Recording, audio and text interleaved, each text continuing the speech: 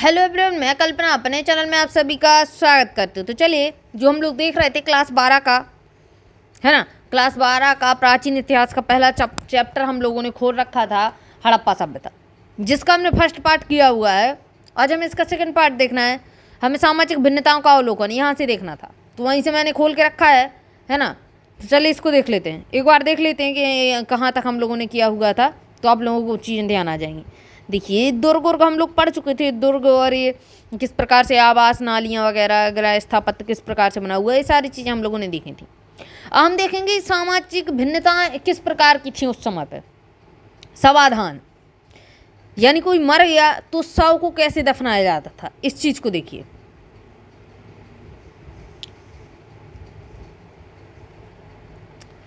पुरातत्वविद यह जानने के लिए कि क्या किसी संस्कृति विशेष में रहने वाले लोगों के बीच सामाजिक तथा आर्थिक भिन्नताएं थीं।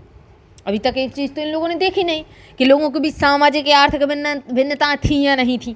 सामान्यतः कई विधियों का प्रयोग करते हैं। इन्हीं विधियों में से एक समाधानों का अध्ययन है।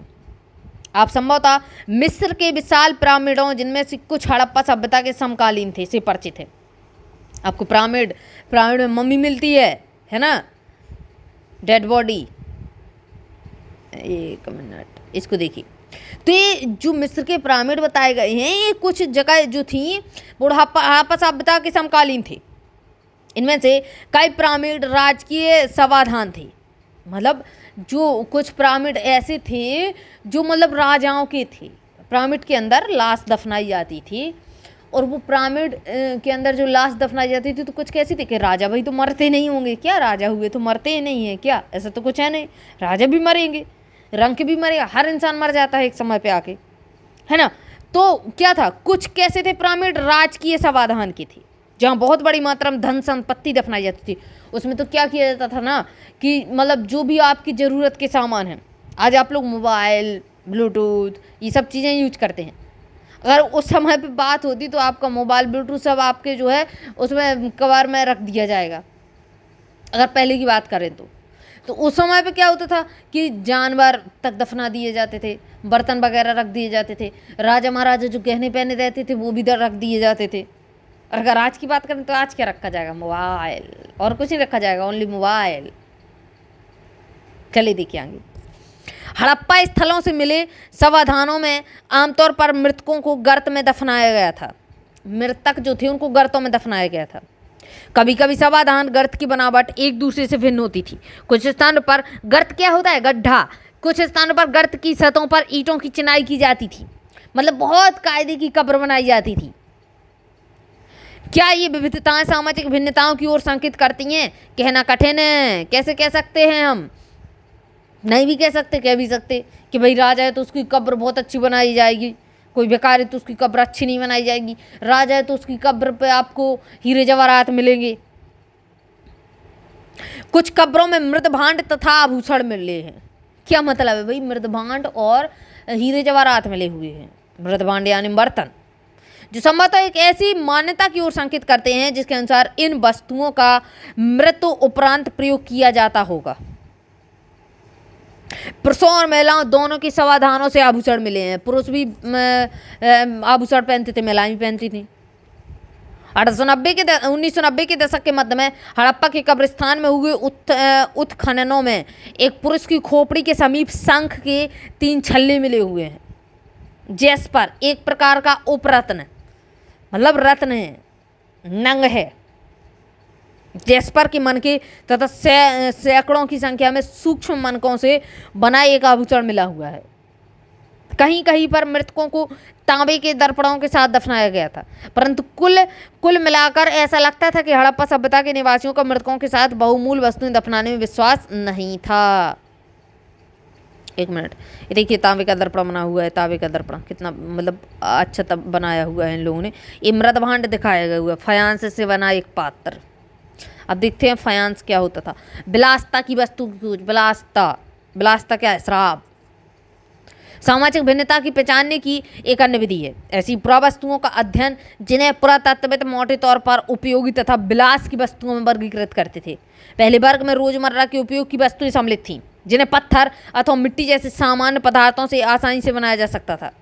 इनमें चक्कियाँ, मृद भांड, सुइयाँ, झावा आदि शामिल थे। छोटी छोटी चीज़ें, ये वस्तुएं सामान्य रूप से बस्तियों में सर्वत्र पाई जाती थीं। बस्तियों में आपको अधिकतर मिल जाएंगी, क्यों? क्योंकि बस्तियों में लोग रहते थे, तो वहाँ पे ये चीज़ें लगती थीं। कपड़ा फट गया तो सुई चाहिए, खाने के लिए बर्तन चाहिए, आटा पीसने के लिए चक्की चाहिए। पुरातत्वविद उन वस्तुओं को कीमती मानते थे जो दुर्लभ हो अथवा महंगी, स्थानीय स्तर पर अनुपलब्ध पदार्थों से अथवा जटिल तकनीकों से बनी हों। ऐसी वस्तुएं महंगी होती थीं जो दुर्लभ हो, यानी ज़्यादा ना मिलती हों, स्थानीय जगह पर दुर्लभ हो, महंगी हो, और बनती भी हो तो बहुत जटिल तकनीक के द्वारा बनती हो। इस प्रकार आप फायांस की बात करेंगे तो फायांस आपका क्या रहता था? घिसी हुई रेत, बहुत नानी रेत, पतली पतली सी रेत, अथवा बालू तथा रंग और चिपचिपे पदार्थ के मिश्रण को पकाकर बनाया गया पदार्थ फायांस कहलाता था। याद रखिएगा, फायांस पूछ सकता है एग्जाम में। तो रेत में आपका चिपचिपा पदार्थ डाला जाता था और रंग डाल दिया जाता था। फायांस के छोटे पात्र संभवतः कीमती माने जाते थे क्योंकि उन्हें बनाना कठिन था। अंग देखिए,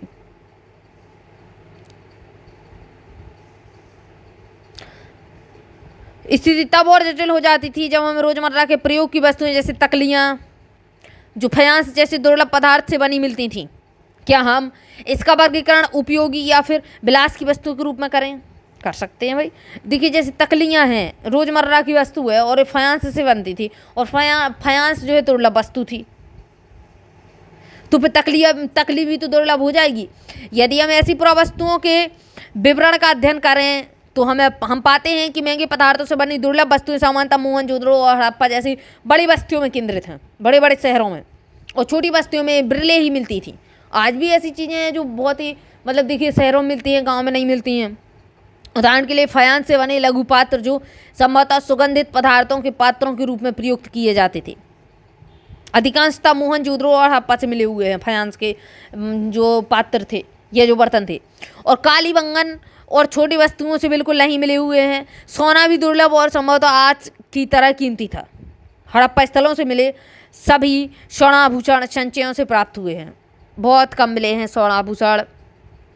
अंग देखिए, शिल्प उत्पादन के विषय में जानकारी कैसे मिलती है? मानचित्र 1 में चंद्रहुदड़ो को देखिए, देख लीजिए मानचित्र 1 में। यह मोहनजोदड़ो 125 हेक्टेयर में फैला हुआ था की तुलना में एक बहुत छोटी बस्ती थी चंद्रहुदड़ो। कितनी थी? Only 7 hectare. अंदाजा लगाइए, मोहनजोदड़ो 125 हेक्टेयर जमीन में फैला हुआ था और चंद्रहुदड़ो मात्र 7 हेक्टेयर जमीन में, जो लगभग पूरी तरह से शिल्प उत्पादन से संलग्न था। छोटा है पर मजबूत है। पूरे बस्ती में शिल्प उत्पादन होता था। शिल्पकारों में मन के बनाने होते थे, शंख की कटाई होती थी, धातु कर्म भी यहाँ पे मिलता था, मोहर निर्माण भी होती थी और बाट बनाना भी शामिल था। इसलिए ये इम्पोर्टेंट है चंद्रहुदड़ो। मनकों के निर्माण में प्रयुक्त पदार्थों की विविधता उल्लेखनीय है। कार्लिनियन सुंदर लाल रंग का होता था, कार्लिनियस का मन का, जेस्पर मन का, स्फटिक, क्वार्ट्ज अथवा सैलखड़ी जैसे पत्थर, तांबा, कांसा, सोने जैसी वस्तु तथा शंख, फायांस तथा पक्की मिट्टी, सभी का प्रयोग मन के बनाने में होता था। कुछ मन के 2 या उससे अधिक पत्थरों को आसान से आपस में जोड़कर बनाए जाते थे। कभी कभी क्या होता था कि पहले मन के 2 हिस्से रहते थे, फिर उसको चिपका दिया जाता था, और कुछ सोने के टोप वाले पत्थर के होते थे। इनके कई आकार होते थे, जैसे चक्राकार, बेलनाकार, गोलाकार, ढोलाकार, खंडित। कुछ देखिए मन के बने हुए हैं बढ़िया से, कितने अच्छे लग रहे हैं देखने में। औजार, कहाँ थे हम लोग? कुछ को उत्कीर्णित यानी कुछ पर चित्रकारी की जाती थी, उसको कुछ ना कुछ ऐसे खुद खोद के बना दिया जाता था। कुछ को रंग दिया जाता था, ऊपर से कुछ मनकों को सजाया गया था, और कुछ को रेखाचित्र उकेरे गए थे। किसी किसी पे पर ऐसी धारियाँ कर दी जाती थी, लाइन अकेली। आ रही बात समझ में? मन के बनाने की तकनीकी में प्रयुक्त पदार्थ के अनुसार भिन्नताएं भी थीं। सैलखड़ी जो एक बहुत मुलायम पत्थर था, पर इस पर तो आसानी से कार्य हो जाता था। कुछ मन के सैलखड़ी चूड़ के लेप को सांचे में ढाल कर बना दिए जाते थे। जो इसका लेप बचेगा उसको बढ़िया क्या किया, उस चूड़ को लेप बनाया और फिर बढ़िया सा मन का बना दिया।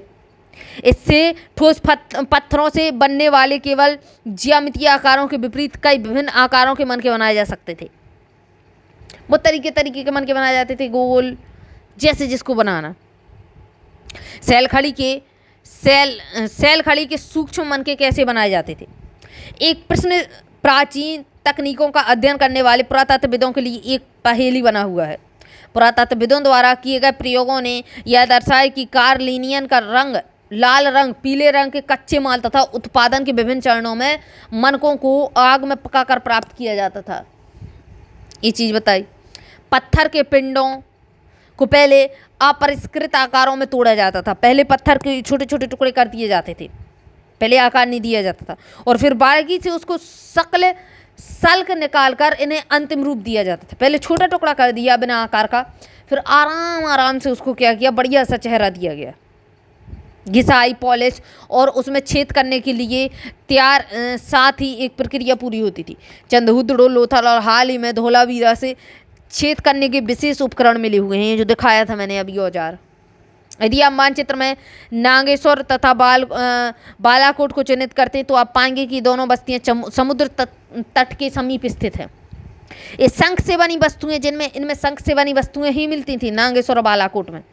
जैसे चूड़ियाँ मिलेंगी आपको, करछियाँ, पच्चीकारी की वस्तुएं शामिल थीं, के निर्माण विशिष्ट केंद्र थे जहां यह माल दूसरी वस्तुओं तक ले जाया जाता था समुद्र से।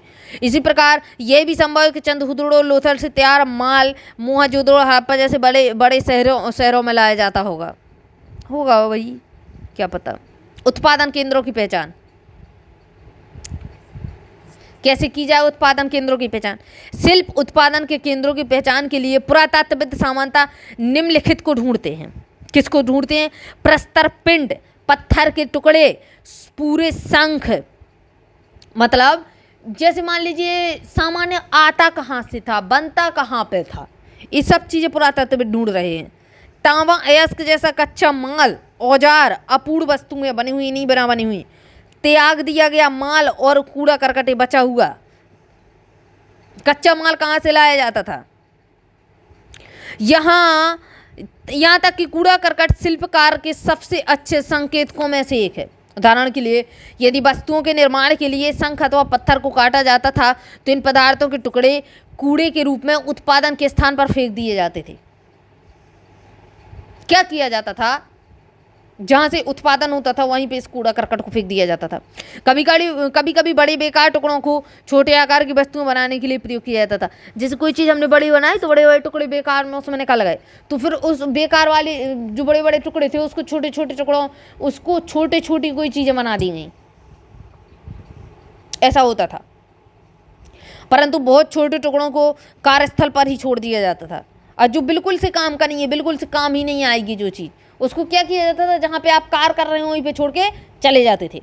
ये टुकड़े इस ओर संकेत करते हैं कि छोटे विशिष्ट केंद्रों के अतिरिक्त मोहनजोदड़ो तथा हड़प्पा जैसे बड़े शहरों में भी शिल्प उत्पादन का कार्य किया जाता था। ऐसा तो है नहीं ना कि जैसे शहर है ना, तो वहाँ पे कुछ ऐसी चीज़ें ना होती हों बिल्कुल जो गाँव में होती हैं। मान लीजिए गांव में हम क्या करते हैं, पशुपालन करते हैं, तो ऐसा तो है नहीं कि शहर में कहीं भी पशुपालन नहीं होता होगा। हो सकता कोई ऐसा अलग सा हिस्सा हो जहाँ पे पशुपालन किया जाता है, क्योंकि पशुओं से उत्पादन चीज़ें, दूध दही वगैरह भी तो शहर वालों को लगती हैं। गांव से चला जाता है सामान, वो बात अलग है। चलिए देखिए आगे, माल प्राप्त करने संबंधी नीतियाँ। जैसा कि स्पष्ट है कि शिल्प उत्पादन के लिए कई प्रकार के कच्चे माल का प्रयोग होता था। हालांकि कुछ जैसे कि मिट्टी स्थानीय स्तर पर उपलब्ध थे, मिट्टी तो भाई हर जगह मिल जाती थी। कुछ अन्य जैसे पत्थर, लकड़ी तथा धातु जलोढ़ा मैदान से बाहर के क्षेत्रों से मंगवाने पड़ते थे। हर चीज़ नहीं मिलती थी। धातु हो सकता, जैसे हम लोग यहाँ पे अभी यूपी में, यहाँ पे आपको लोहा नहीं मिलेगा, है ना। बैलगाड़ियों के मिट्टी के बने खिलौनों के प्रतिरूप संकेत मिलते हैं, यानी जब बैलगाड़ी खिलौनों के रूप में यूज की गई, यानी उस समय पे बैलगाड़ी भी यूज करी जाती थी। यह सामान और लोगों के लिए स्थल मार्गों द्वारा परिवहन का एक महत्वपूर्ण साधन था। संभवतः सिंधु तथा इसकी उपनदियों के बगल में बने नदी मार्गों और साथ ही तटीय मार्गों का भी प्रयोग किया जाता था। बाहर से सामान मंगाया जाता होगा। उपमहाद्वीप तथा उसके आगे से आने वाला माल क्या पता माल कहाँ से आता था, कुछ निश्चित थोड़ी है। देखिए, हड़प्पावासी शिल्प उत्पादन हेतु माल प्राप्त करने के लिए कई तरीके अपनाते थे। उदाहरण के लिए उन्होंने नागेश्वर और बालकोट में, जहाँ शंख आसानी से उपलब्ध था, बस्तियाँ स्थापित थीं। ऐसे ही कुछ अन्य पुरास्थल थे। सुदूर अफगानिस्तान में आपको सोरतुघई मिलेगा। सोरतुघई याद रखिएगा भाई, इसमें बार बार यूज हो रहा है, कहाँ पे है तो अफगानिस्तान में, जो अत्यंत कीमती माने जाते थे। कीमती माने जाने वाले नीले रंग के पत्थर लाजवर्द मणि के सबसे अच्छे स्रोत थे सोरतुघई, जो अफगानिस्तान में है, के निकट स्थित था, तथा लोथल जो कार्निलियन गुजरात में, भड़ोच गुजरात के भड़ोच में, लोथल कहाँ है गुजरात में, वहाँ पे भी भड़ोच आज का, वहाँ पे आपको कार्निलियन मिल जाता था। सैल खड़ी दक्षिणी राजस्थान तथा उत्तरी गुजरात में मिलती थी। धातु आपकी राजस्थान में मिलती थी, आज भी मिलती है। तो ये चीज़ें थी। आगे देखिए, कच्चा माल प्राप्त करने के लिए एक अन्य नीति थी। कौन सी थी? राजस्थान के खेतड़ी अंचल की तांबे की खानें। खेतड़ी की खानें कहाँ मिलेंगी आपको? राजस्थान में तांबे की खानें हैं। तथा दक्षिण भारत में दक्षिण भारत से सोना लाया जाता था, है ना। KGF भी आपने देखी है मूवी, है ना। तो इसमें सोना ही तो दिखाया गया है KGF मूवी में पूरे में। देखिए इसको आगे, कहाँ पे? साउथ की है ना, साउथ की मूवी बनी हुई है। तो दक्षिण भारत से सोना लाया जाता था उस समय पे। इन अभियानों के माध्यम से स्थानीय समुदायों के साथ संपर्क स्थापित किया जाता था। स्थानीय समुदायों के साथ संपर्क स्थापित नहीं करेंगे तो जो चीज़ जहाँ उपलब्ध है वो मिलेगी कैसे? इन इलाकों में यदा मतलब कभी कभार मिलने वाली हड़प्पाई पुरावस्तुएं ऐसे संपर्क की संकेतक हैं।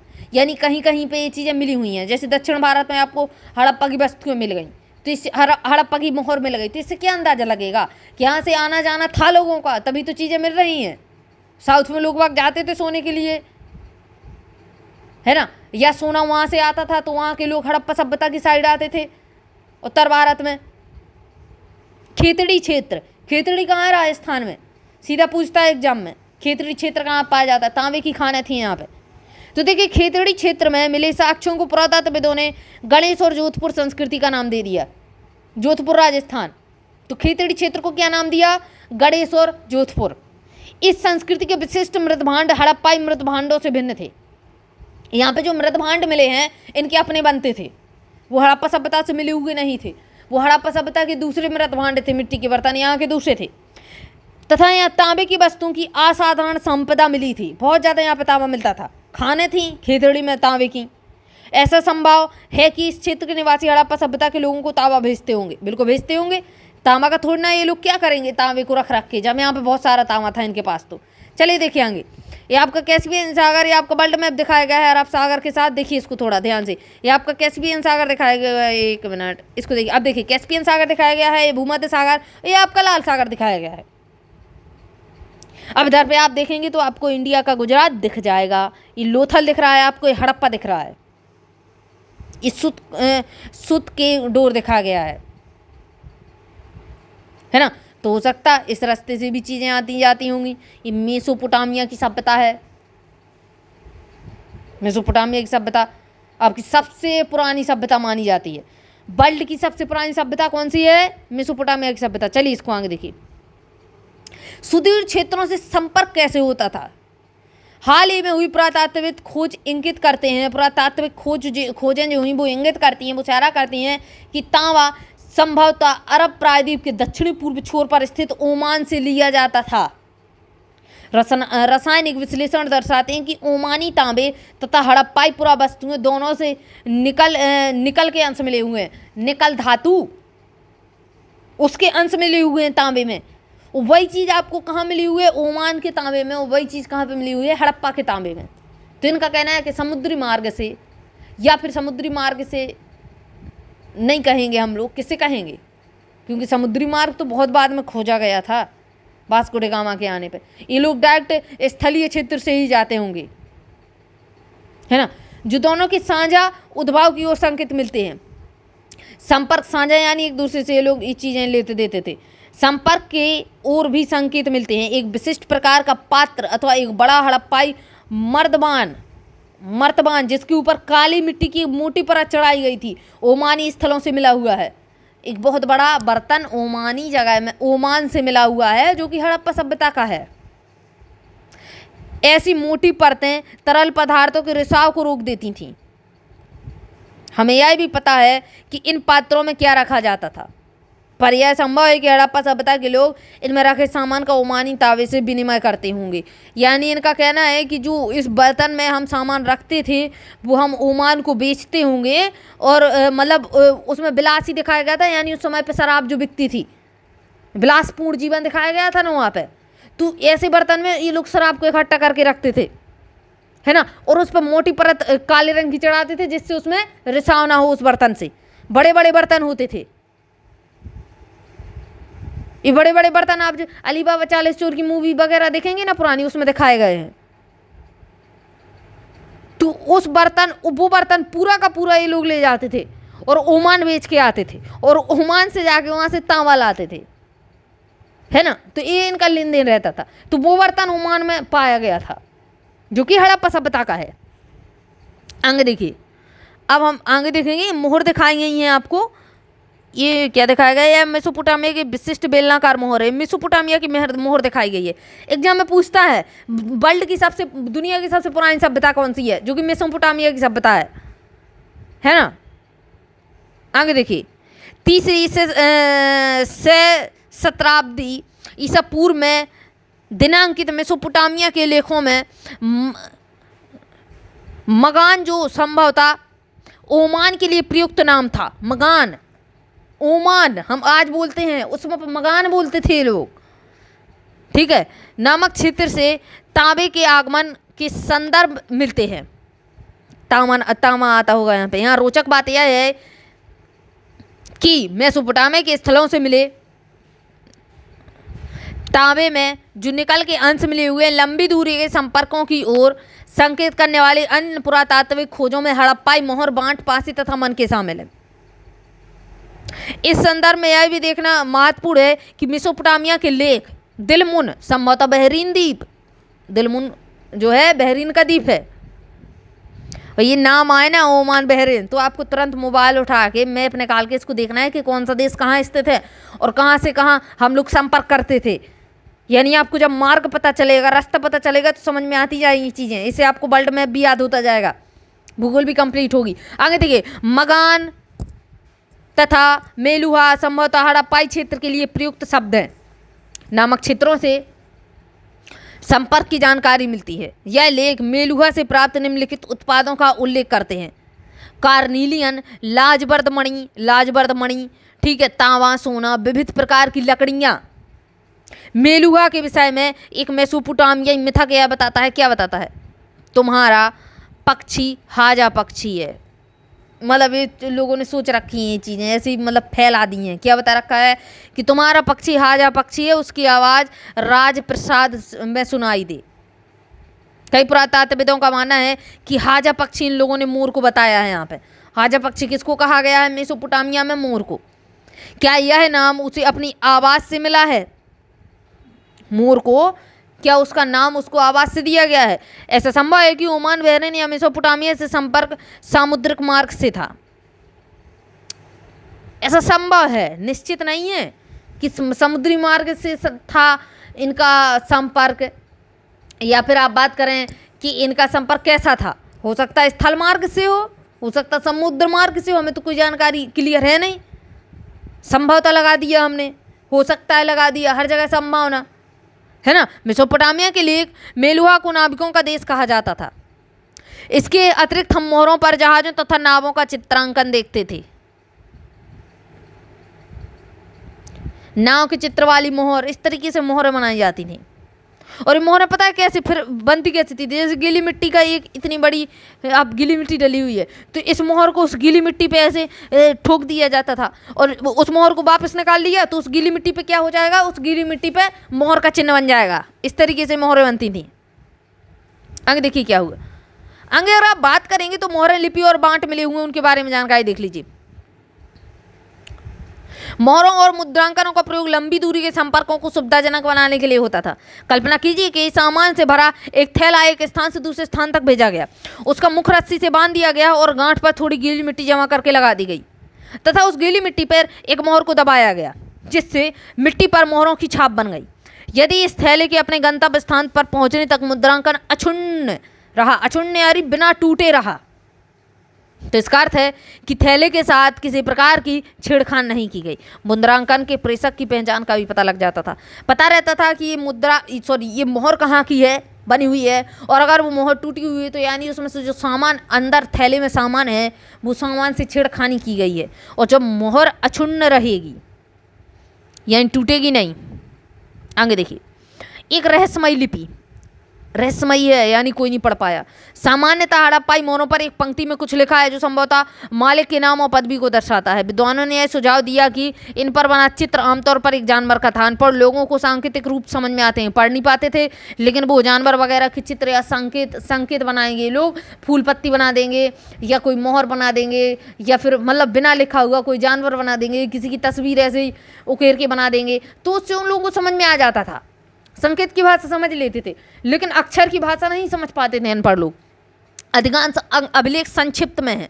सबसे लंबे अभिलेख में लगभग 26 चिन्ह हैं। हालांकि यह लिपि आज तक कोई नहीं पढ़ पाया, पर निश्चित रूप से यह बड़ मालिक, जहां प्रत्येक चिन्ह एक स्वर अथवा एक व्यंजन को दर्शाता है, बड़ मालिक नहीं थी, क्योंकि इनमें चिन्हों की संख्या कहीं अधिक है, लगभग 375 से 400 के बीच। ऐसा प्रतीत होता है कि यह लिपि दाईं से बाईं ओर लिखी जाती थी। हो सकता दाईं से बाईं लिखी जाती हो। याद रखिएगा, जो हड़प्पा सभ्यता मोहरें मिली हुई है उसमें जो लिपि बनी हुई है वो कहाँ से लिखी जाती थी, दाएं से बाएं की ओर लिखी जाती थी, क्योंकि कुछ मोहरों पर दाईं ओर चौड़ा अंतराल है। मतलब पहले ऐसे आज भी तो हम लोग करते हैं कि पहले पेज में बढ़िया फैला के लिखेंगे, नोट्स बनाएंगे तो, और जब कुछ भाग नीचे का थोड़ा ज़्यादा बचे और लाइन कम बचे तो उसको छोटे छोटे अक्षरों में उसको लिख देते हैं। तो वही चीज़ इन लोगों ने की कि दाईं साइड से जब लिखना शुरू किया तो बढ़िया चौड़ा अंतराल देकर सजा के लिखना शुरू किया, लेकिन जब बाईं ओर जगह कम बची और अक्षर ज़्यादा बचे तो उसको संकुचित कर दिया गया। संकुचित यानी सिकोड़ के लिख दिया गया। ऐसा लगता है कि उत्कीर्णन की दाईं ओर से लिखना प्रारंभ किया और बाद में बाईं ओर स्थान कम पड़ गया तो चीज़ों को संकुचित करके लिख दिया गया। आगे देखिए, अब हम उन विभिन्न प्रकार की वस्तुओं को देखते हैं जिन पर लिखावट मिली हुई है। मोहरें, तांबों के औजार, मर्तबानों के अवठ, तांबे तथा मिट्टी की लघु पट्टिकाएं, आभूषण, अस्थि छड़ें और यहाँ तक कि एक प्राचीन सूचना पट्ट मिला हुआ है। याद रखिए, हो सकता है कि नष्ट प्राय वस्तुओं पर भी लिखा जाता हो। इसका अर्थ यह लगाया जा सकता है कि साक्षरता व्यापक थी। क्या आप इससे कह सकते हैं कि साक्षरता बहुत बड़े स्तर पर थी? जब संकेत की भाषा लोगों को समझाई जा रही है यानी लोग बाग अनपढ़ थे, पढ़े लिखे लोग बाग बहुत कम थे। आगे देखिए, बांट, विनिमय बांटों की एक सूक्ष्म या परिशुद्ध प्रणाली द्वारा नियंत्रित थे। ये बांट सामान्यतः चट नामक पत्थर से बनाए जाते थे और आमतौर पर ये किसी भी तरह के निशान से रहित घनाकार होते थे, कोई निशान नहीं होता था। ठीक है, इन बांटों का जो मानक होता था वो इस तरीके से बनाया जाता था, द्वि-आधारित था। जैसे हम लोग क्या करते हैं, 100 ग्राम का बांट, 50 ग्राम का बांट, फिर 100 ग्राम का बनाएंगे, फिर 200 ग्राम का। 200 ग्राम से हम लोग 400 ग्राम का नहीं बनाते हैं बल्कि 500 ग्राम का बनाते हैं। 500 ग्राम से हम फिर क्या करते हैं, 1000 ग्राम का बना देते हैं। इस प्रकार से आपको अभी बांट मिलते हैं। उस समय पे क्या था, इस प्रकार से बांट बनाए जाते थे। 1 ग्राम का बनाया, 2 ग्राम का, 2 से 4 का, फिर 8 का, फिर 16 का, फिर 32 का, फिर 64 का मिलेगा आपको। इस तरीके से बनाया जाता था। और कहाँ तक देखिए तो कहाँ तक आपको 1280 तक बनाया हुआ मिलेगा। चलिए इसको आगे देखिएगा क्या है। जबकि उनका मापदंड दशमलव प्रणाली का अनुसरण करते थे। छोटे बांटों को प्रयोग संभवतः आभूषणों और मनकों को तोलने के लिए करते थे। धातु से बने तराजू के पड़ले भी मिले हुए हैं, तराजू भी मिली हुई है। छोटे छोटे बांट जो हैं ये लोग आभूषण तोलने के लिए करते थे, है ना। बड़े बड़े बांट और चीज़ों के लिए करते होंगे। चलिए देखिए आगे। प्राचीन सत्ता, हड़प्पाई समाज में जटिल फैसले लेने और उन्हें कार्यान्वयन करने के संकेत मिलते हैं। उदाहरण के लिए हड़प्पाई पुरावस्तुओं में असाधारण एक रूपता को ही ले, जैसा कि मृद भांडों, मोहरों, बांटों तथा ईंटों से स्पष्ट है।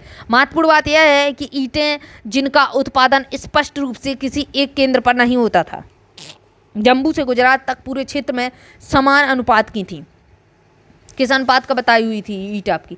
4:2:1 की। कौन से अनुपात की? 4:2:1 की। लंबाई, चौड़ाई, ऊंचाई।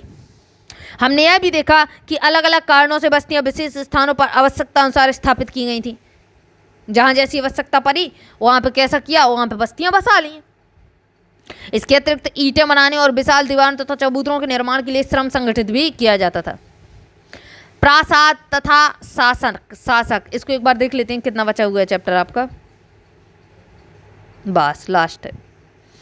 सत्ता के केंद्र अथवा सत्ताधारी लोगों के विषय में पुरातात्विक विवरण हमें कोई त्वरित उत्तर नहीं देते। कोई मतलब हमें फिक्स उत्तर नहीं मिलेगा कि हाँ भाई ये चीज़ हो गई। पुरातात्विकों ने मोहनजोदड़ो से मिले एक विशाल भवन को एक प्रासाद की संज्ञा दी है, परंतु इससे संबद्ध पूछा जाता है कि जो विशाल भवन मिला हुआ है, स्नानागार मिला हुआ है ना, कहाँ मिला हुआ है, सब पूछा जाता है एग्जाम में। कोई भव्य वस्तुएं नहीं मिली हैं। एक पत्थर की मूर्ति को पुरोहित राजा की संज्ञा दी गई थी और यह नाम आज भी प्रचलित है। ऐसा इसलिए है क्योंकि पुरातात्विक मेसोपोटामिया के इतिहास तथा वहाँ के पुरोहित राजाओं से परिचित थे और यही समानताएं उन्होंने सिंधु नदी में भी ढूंढी। सिंधु नदी में भी यही चीज़ें मिली इनको, है ना। देखिए यहाँ पे क्या हुआ, कहाँ थे हम लोग, इधर पे देखिए। लेकिन जैसा कि हम देखेंगे हड़प्पा सभ्यता की अनुष्ठानिक प्रथाएं अभी तक ठीक प्रकार से हम समझ नहीं पाए हैं और ना ही यह जानने के साधन उपलब्ध हैं। अब जितनी जानकारी हमें मिल चुकी है अब उससे ज़्यादा जानकारी नहीं मिलेगी। क्या जो लोग इन अनुष्ठानों का निष्पादन करते थे उन्हीं के पास राजनीतिक सत्ता होती होगी? अंदाजा, क्या उनके पास राजनीतिक सत्ता थी? क्या राजा होता था? क्या एक मुखिया होता था? क्या बड़े लोगों छोटे लोगों के बीच सामाजिक अंतर था?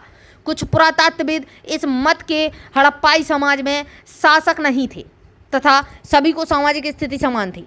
दूसरे पुरातत्वविद यह मानते हैं कि यहाँ कोई एक नहीं बल्कि कई शासक होते थे। जैसे मोहनजोदड़ो, हड़प्पा आदि के अपने अलग अलग राजा होते थे। शहरों के नाम अलग अलग हैं तो इनके एरिया के हिसाब से अलग अलग राजा होते होंगे।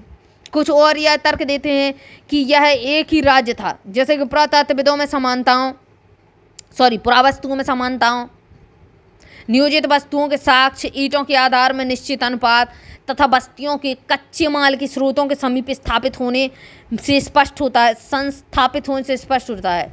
मतलब इनका कहना है कि जब जो योजनाएं बनी थी, जो नियोजित जगह थी वो सेम थी, तो आप ये भी अंदाजा लगा सकते हैं कि हो सकता राजा सेम है, वो राजा एक हो तभी उसने इस तरीके का नियोजन कर रखा हो हर जगह। हो सकता है एरिया के हिसाब से राजा मुखिया अलग अलग होता हो, कुछ कह नहीं सकते। अभी तक की स्थिति में अंतिम परिकल्पना सबसे युक्तिसंगत प्रतीत होती है क्योंकि यह कदाचित संभव नहीं लगता कि पूरे के पूरे समुदायों द्वारा इकट्ठे ऐसे जटिल निर्णय लिए तथा कार्यान्वयन किए जाते होंगे। चलिए देखिए आगे। सभ्यता का अंत हो चुका है, अब सभ्यता का अंत देख लेते हैं। ऐसे साक्ष्य मिले हैं अभी तो आप देखेंगे हमें ये भी नहीं पता कि इसका अंत कैसे हुआ है। देखिए ऐसे साक्ष्य मिले हैं कि जिनके अनुसार लगभग 1800 ईसा पूर्व तक चोलिस्तान जैसे क्षेत्रों में अधिकांश विकसित हड़प्पा स्थानों को त्याग दिया गया था। इसके साथ ही गुजरात, हरियाणा तथा पश्चिमी उत्तर प्रदेश की नई बस्तियों में आबादी बढ़ने लगी थी।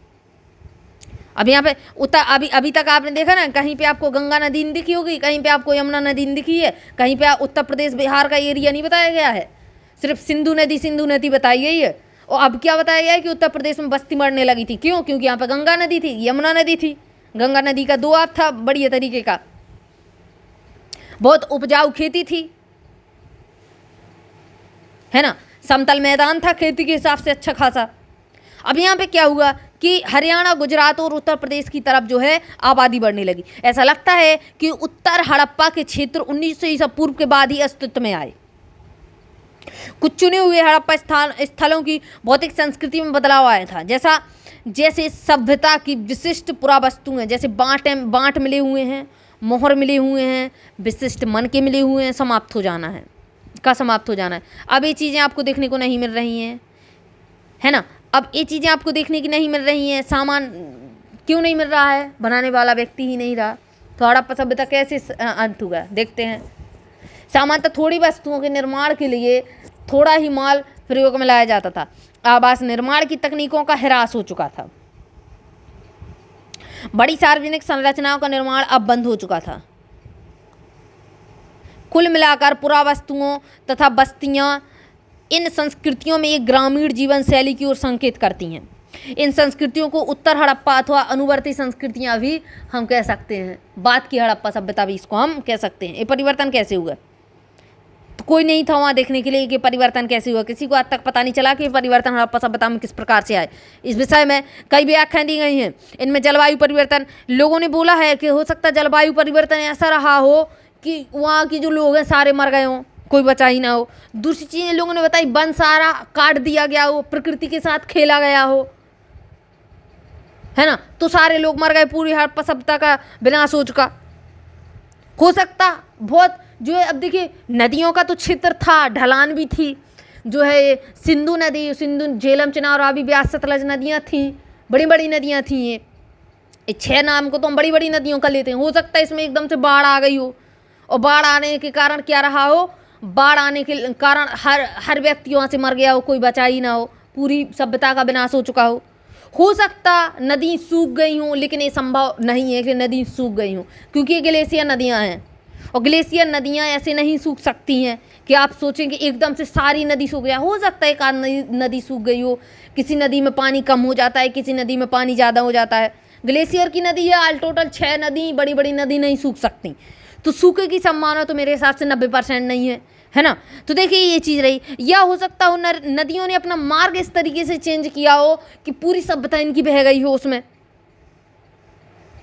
हो सकता भूमि का अत्यधिक उपयोग करने से भूमि वहाँ की बंजर हो गई हो।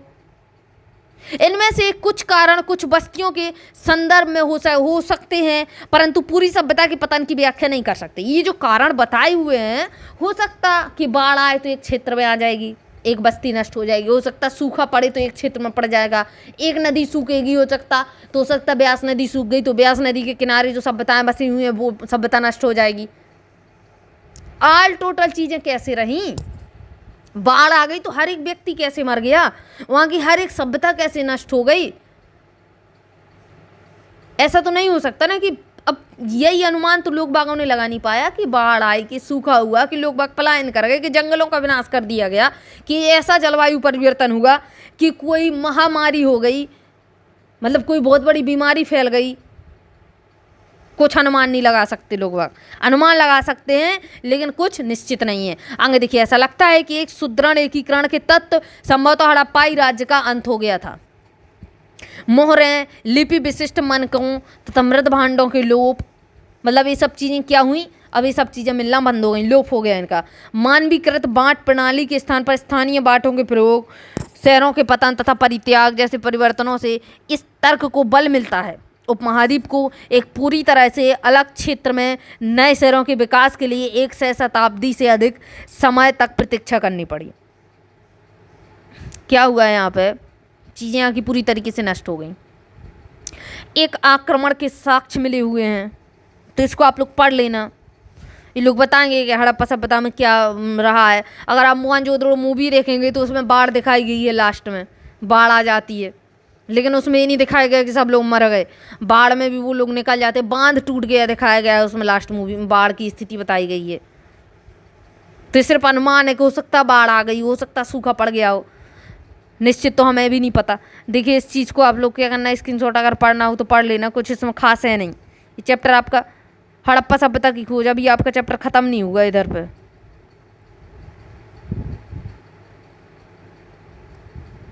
चलिए इसको देख लेते हैं जल्दी जल्दी से। मैंने सोचा आपका इधर पे चैप्टर खत्म हो गया, खत्म नहीं हुआ यहाँ पे। अब देखिए इधर पे हड़प्पा सभ्यता की खोज कब हुई। अभी तो हमने हड़प्पा सभ्यता देख ली। अब जो है आज के समय में कब खोजा गया, किसने खोजा, इस चीज़ को देख लीजिए।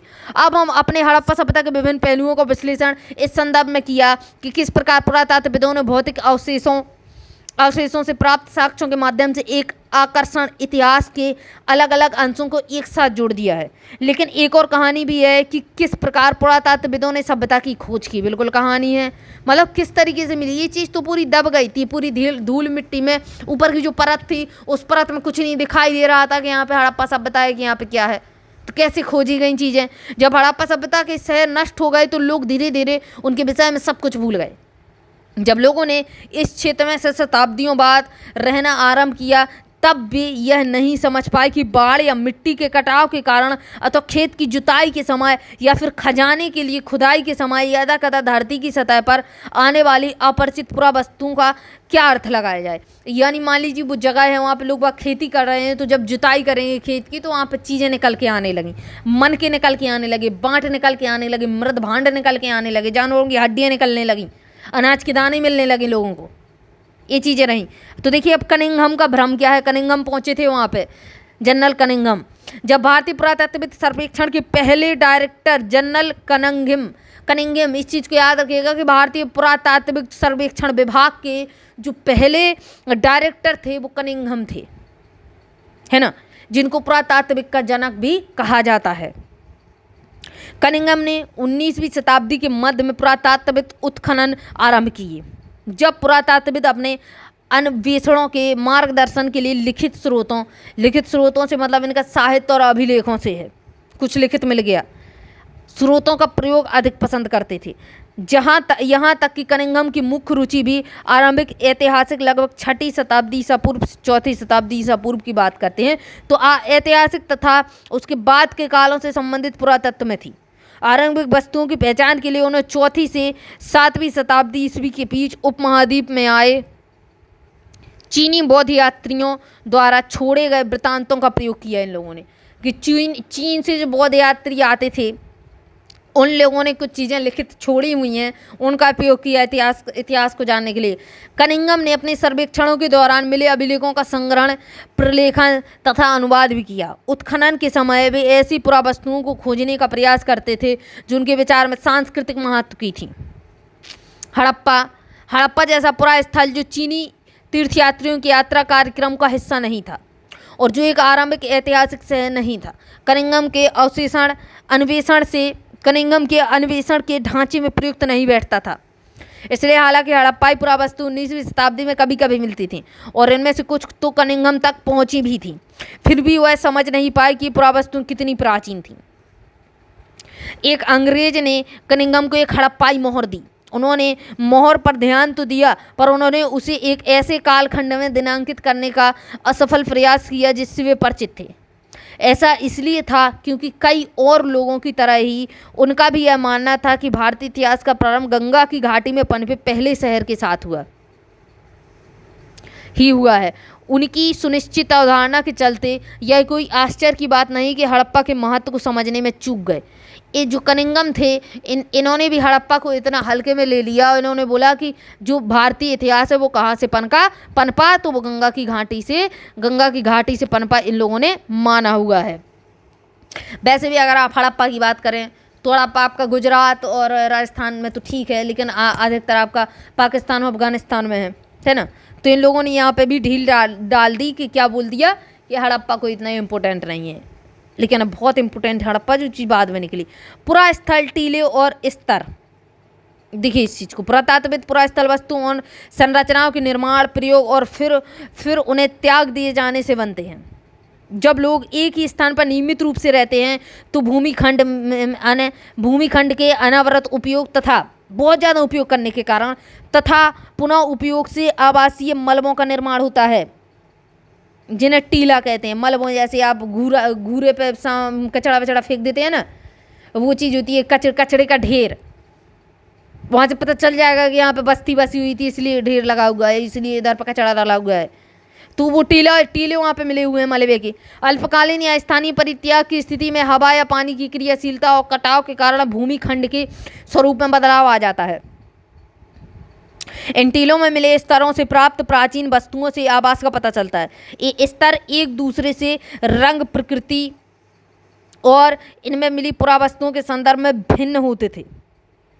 परित्यक्त, इधर पर देखिए, स्तरों जिन्हें बंजर स्तर कहते हैं की पहचान इन सभी लक्षणों के अभाव से की जाती है। चलिए इसको आगे देखते हैं। यहाँ से देखिए आप लोग, एक नवीन प्राचीन सभ्यता। कालांतर में 20वीं शताब्दी के आरंभिक में कौन आए? दयाराम साहनी आए। जैसे पुरातत्वविदों ने हड़प्पा में मोहरें खोज निकाली जो निश्चित रूप से आरंभिक ऐतिहासिक स्तरों से कहीं अधिक प्राचीन स्तरों से संबंध रखती हैं। अब इनमें महत्व को समझा जाने लगा था। अब इस चीज़ की 20वीं शताब्दी जब आई, दयाराम साहनी जब रहे, और तो इन लोगों ने क्या किया कि हड़प्पा की जो है सभ्यता का महत्व समझा। एक अन्य पुरातत्वविद राखलदास बनर्जी आए, और राखलदास बनर्जी ने हड़प्पा से मिली मोहरों के समान मोहरें मोहनजोदड़ो से खोज निकाली। हड़प्पा की खोज किसने की? दयाराम साहनी। मोहनजोदड़ो की खोज राखलदास बनर्जी। इस चीज़ को याद रखिएगा, ठीक है। अनुमान लगाया, और ये दोनों स्थल एक ही पुरातात्विक संस्कृति के भाग थे। इन्हीं खोजों के आधार पर 1924 में भारतीय पुरातात्विक सर्वेक्षण के डॉक्टर जॉन मार्शल ने पूरे विश्व के समक्ष सिंधु घाटी में एक नवीन सभ्यता की खोज की घोषणा कर दी कि हमने एक नई सभ्यता की खोज कर ली। मार्शल ने भारत को जहाँ पाया था उसे 3000 वर्ष पीछे छोड़ा। ऐसा इसलिए था क्योंकि मेसोपोटामिया के पुरास्थलों में हुए उत्खननों से हड़प्पा पुरास्थलों पर मिली मोहरें जैसी पर तब तक पहचानी ना जा सकी मोहरें मिली थीं। इस प्रकार विश्व को न केवल एक नई सभ्यता की जानकारी मिली, पर यह भी वह मेसोपोटामिया के समकालीन थी। विश्व को नई सभ्यता मिल गई और बताया गया कि मेसोपोटामिया की समकालीन थी। भारतीय पुरातत्व सर्वेक्षण के डायरेक्टर जनरल के रूप में जॉन मार्शल का कार्यकाल वास्तव में भारतीय पुरातत्व में एक व्यापक परिवर्तन का काल था।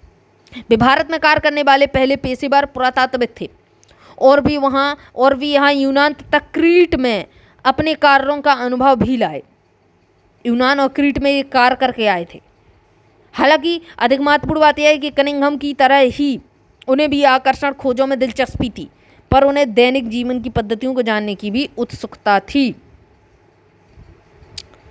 आगे देखिए, मार्शल पुरा स्थल के स्तर विन्यास को पूरी तरह अनदेखा कर पूरे टीले में समान परिमाण वाली नियमित क्षैतिज इकाइयों के साथ साथ उत्खनन करने का प्रयास करते थे।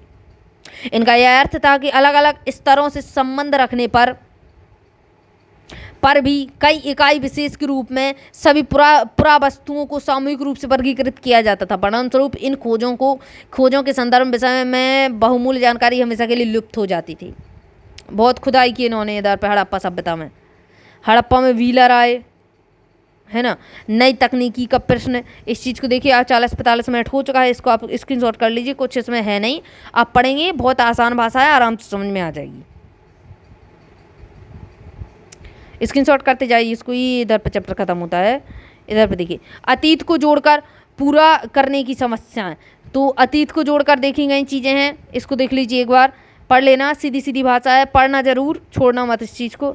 खोजों का वर्गीकरण कैसे रहा, इस चीज़ को देख लेना। ये चैप्टर इधर पे आपका इधर पे देख लेना। ये मूर्ति मिली हुई है, व्याख्या की समस्या देख लीजिए कि किस प्रकार की समस्या आ रही है व्याख्या करने में। इस चीज़ को पूरी को याद कर लेना, है ना। इस चीज़ को पढ़ लेना आप लोग। ये व्याख्या दी हुई है यहाँ पे। और आदि शिव की मोहर दिखाई गई है। ये एक मातृ देवी की मूर्ति बनाई हुई थी लोगों ने उस समय पर हड़प्पा सभ्यता में, वो दिखाई गई। ये चीज़ें मिली हुई हैं, है ना। मोहरें दिखाई गई हैं, इस चीज़ को देखिए, मोहरें दिखाई गई हैं ये, है ना। और ये सारा कुछ दिखाया गया है। इस चीज़ को स्क्रीनशॉट कर लीजिए पूरा। ये घोड़ा गाड़ी, इसको देखिए, पकी खिलौना गाड़ी, पकी मिट्टी की खिलौना गाड़ी कितनी अच्छी दिखाई गई है। चलिए देखिए इसको, इस तरीके से इन लोगों को मिली हुई है। अब देखिए इसको एक चीज़ और देख लीजिए आप लोग कि ये जो समय काल दिया हुआ है इसको थोड़ा पढ़ लेना 1-2 बार, है ना। तो इससे समझ में आ जाएगा आपको कि कौन सी चीज़ कौन से समय में रही, है ना। अब इधर पे अब आप देखेंगे 1875 में कनिंघम ने रिपोर्ट दी थी हड़प्पा पे। अब ये कौन सी चीज़ें कब हुई, इस चीज़ को देख लेना, सन याद कर लेना। 20वीं शताब्दी में खोजें रही हैं इसकी 1990 तक, 1921 से। इस चीज़ को पूरा पढ़ लेना। अब उत्तर दीजिए, यहाँ पे आपके क्वेश्चन आंसर आ गए। ये कब्र बनी हुई है, और कब्र में अब आप देखेंगे तो ये बर्तन वर्तन रखे हुए हैं। ये हड्डी रखी हुई है पूरी, ये किसी की, है ना। तो वो बर्तन वर्तन सब रख देते थे कब्र में। चलिए ये चैप्टर आपका इधर से खत्म होता है। देखते हैं कल नए चैप्टर के साथ मिलेंगे, सेकंड चैप्टर के साथ। तब तक के लिए जय हिंद, जय भारत।